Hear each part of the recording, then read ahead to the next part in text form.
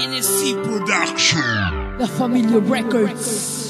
Ito ang aking tunay na buhay na kung saan ilalahad ang tunay na buhay naging karanasan. Dito mo maririnig kung sino ba ako noon. Masisilain mo kung paano ako binago ng Panginoon. Ang aking tunay na buhay na kung saan ilalahad ang tunay na buhay naging karanasan. Dito mo maririnig kung sino ba ako noon. Masisilain mo kung paano ako binago ng Panginoon. Samantala buksan ng inyong pandinig, kasabay ng awit ko sa puso nyo ay aantig. Ito ay hango sa aking buhay at sa utak yung manig. Ako ay parang down, biglang naubusan ng dilig. Dahil sa aking naranasan, binitawang kasintahan, nagising sa kasalanan at Diyos ay nagawa yan. Pero napakasakit, laging tanong sa Diyos ay bakit naranasan ng pasakit at ang puso ay may galit-galit. Kasabay ng mga luwang pumatak sa aking mata. Minsan ang tanong ko pa, o Ama, tunay ka ba? Buti merong kaibigan na sa akin gumabay, at ang sabi niya sa akin na sa agos sumabay. Wag na wag kang bibigay dahil ang Diyos ang nagbigay ng pagsubok at ng buhay kahit minsan matamlay. Buhay lagyan mo ng kulay at ikay maging matibay. Lagi mong pangahawakan na ang Diyos ay nabubuhay. Ito ang aking tunay na buhay na kung saan ilalahad ang tunay na buhay naging karanasan.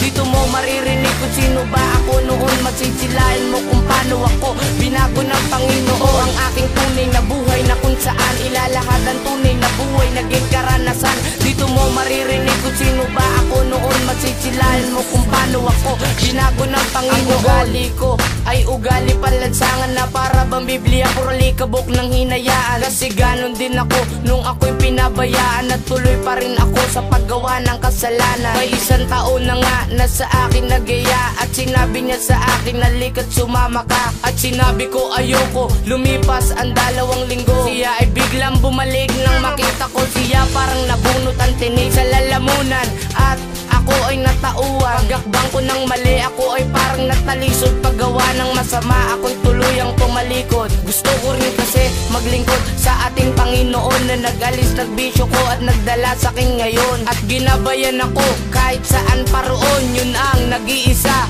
nating Panginoon.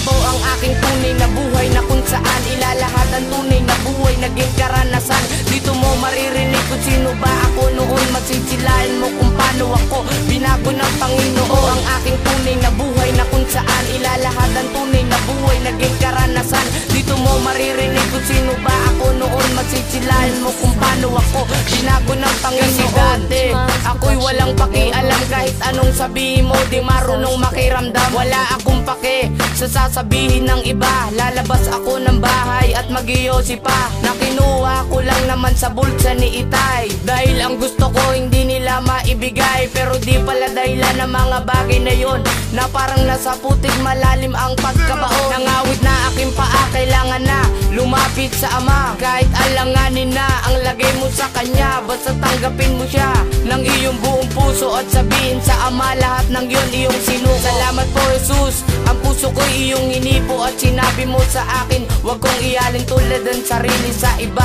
Dahil kahit ni minsan hindi ako naging sila. Ito ang aking tunay na buhay na kung saan ilalahad ang tunay na buhay naging karanasan. Dito mo maririnig kung sino ba ako noon. Masisilain mo kung paano ako binago ng Panginoon. Ang aking tunay na buhay na kung saan ilalahad ang tunay na buhay naging karanasan. Dito mo maririnig kung sino ba ako noon. Masisilain mo kung paano ako binago ng Panginoon.